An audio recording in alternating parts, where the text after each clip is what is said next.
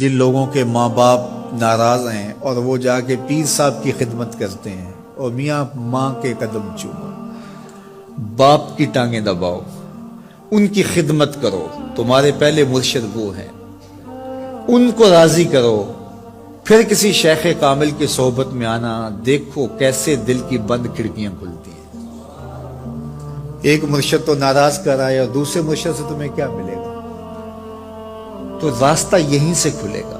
والدین کو کبھی ناراض نہ کرو، والدین کو کبھی دکھ نہ دو، والدین کو کبھی تکلیف نہ پہنچاؤ، اور والدین کو بھی چاہیے کہ اپنی اولاد کو اپنا نافرمان نہ بنائے۔ ایک بزرگ فرماتے ہیں کہ مجھے برابر 30 سال ہو گئے ہیں کہ میں اپنی اولاد کو کوئی حکم ہی نہیں دیا، کوئی حکم نہیں دیا۔ کوئی چیز مجھے چاہیے بھی ہوتی ہے تو میں بصیغہ امر نہیں کہتا، بلکہ ایسی بات کرتا ہوں، پانی چاہیے تو یہ نہیں کہتا بیٹا پانی لے کر آؤ، میں ویسے کہتا ہوں پیاس لگی ہوئی ہے، تو اگر وہ سمجھ جائے اور وہ خود لے آئے تو اچھی بات ہے، لیکن اگر وہ نہ لائے تو میں نے اس کو حکم ہی نہیں دیا، امر ہی نہیں کیا، تو اس امر کی مخالفت ہی لازم نہیں آئے گی۔ تو کہا 30 سال برابر گزر گئے ہیں، میں نے اپنی اولاد کو حکم نہیں دیا کہ کہیں وہ میری نافرمان نہ ہو جائے، کیونکہ اگر وہ نافرمان ہو گئی پلے کچھ نہیں رہے گا۔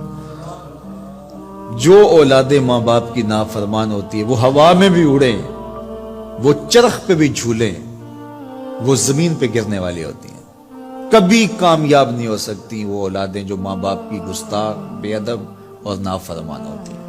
وہی اولادیں سرخرو، کامیاب اور کامگار اور بامراد ہوتی ہیں جو ماں باپ کی خدمت کرتی ہیں، ماں باپ کی دعائیں لیتی ہیں۔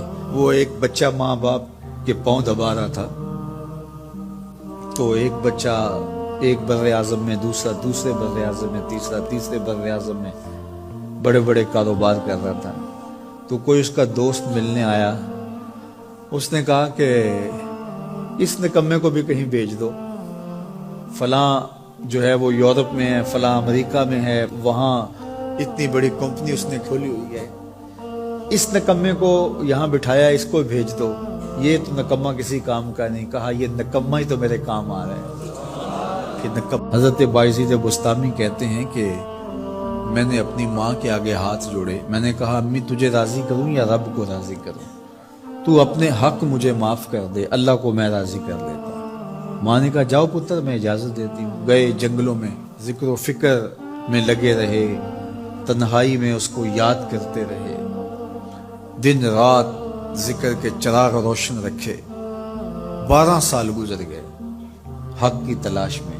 ایک دن واپس بستام کے قریب سے گزر رہے تھے، خیال آیا چلتے چلتے ماں کو سلام کر جاؤں۔ دروازے کو دستک دینے لگے تو اس خیال نے ہاتھ روک لیا کہ ساری زندگی ماں کو سکھ تو دیا کوئی نہیں، اب دکھ بھی کیوں دینے لگے ہو؟ رات کا ایک پہر بیت گیا ہے، سردیوں کی لمبی رات ہے، ماں بستر میں لیٹی ہوگی، تیرے لیے اٹھے گی، دروازہ کھولے گی، دروازے کے ساتھ ہی لگ کے بیٹھ گئے اور ساری رات کاٹ دی، اس خیال سے کہ ماں کو تکلیف نہ ہو۔ جب سحری کا وقت ہوا تو اندر سے جو نالی آتی تھی اس نالی سے پانی آیا، سمجھ گئے میری ماں تہجد کے لیے اٹھی ہے اور وضو کا پانی ہے، تو فوراً دروازے پہ دستک دی، اندر سے آواز آئی بیٹا بایزید میں ابھی آئی۔